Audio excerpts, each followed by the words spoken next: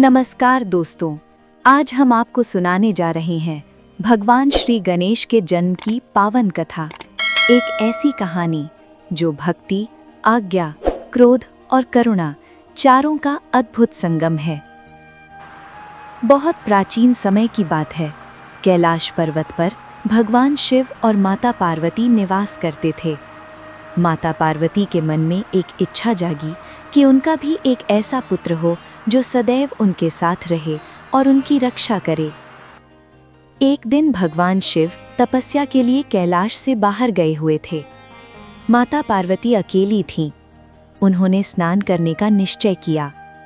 स्नान से पहले माता पार्वती ने अपने शरीर पर लगे उबटन से एक सुंदर बालक की आकृति बनाई और अपनी दिव्य शक्ति से उसमें प्राण फूंक दिए। वो आकृति जीवित हो उठी, एक तेजस्वी आज्ञाकारी बालक बन गई। माता पार्वती ने उसे पुत्र रूप में अपनाया। माता ने उससे कहा, वत्स, मैं स्नान करने जा रही हूँ। जब तक मैं वापस ना आऊं, कोई भी भीतर प्रवेश न करे। बालक ने सिर झुकाकर आज्ञा स्वीकार की और द्वार पर पहरा देने लगा। कुछ समय बाद भगवान शिव कैलाश लौटे। वे भीतर जाने लगे, लेकिन उस बालक ने उन्हें रोक दिया।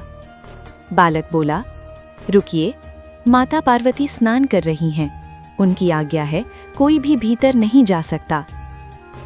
भगवान शिव चकित रह गए। उन्होंने सोचा, ये बालक कौन है जो मुझे ही रोक रहा है। उन्होंने अपने गणों को बुलाया। गणों ने बालक को हटाने की कोशिश की, लेकिन वो बालक असाधारण रूप से शक्तिशाली था। उसने अकेले ही सभी गणों को परास्त कर दिया। ये देखकर भगवान शिव क्रोधित हो गए और क्रोध में आकर उन्होंने अपने त्रिशूल से उस बालक का सिर धड़ से अलग कर दिया। उसी समय माता पार्वती स्नान करके बाहर आईं। जैसे ही उन्होंने अपने पुत्र को निष्प्राण देखा, उनका क्रोध भयंकर रूप ले गया। माता पार्वती ने रौद्र रूप धारण कर लिया। संपूर्ण सृष्टि कांप उठी। देवता भयभीत हो गए। संसार का विनाश होने वाला था। तभी सभी देवताओं ने भगवान शिव से प्रार्थना की, प्रभु, माता को शांत कीजिए। भगवान शिव को अपनी भूल का एहसास हुआ। उन्होंने माता पार्वती से क्षमा मांगी और वचन दिया, मैं आपके पुत्र को पुनः जीवित करूंगा। भगवान शिव ने अपने गणों को आदेश दिया, उत्तर दिशा में जाओ। जो पहला जीव मिले जिसका सिर माता की ओर न हो, उसका सिर ले आओ। गण उत्तर दिशा की ओर गए और उन्हें एक हाथी मिला। हाथी का सिर माता की ओर नहीं था। वे हाथी का सिर लेकर लौटे।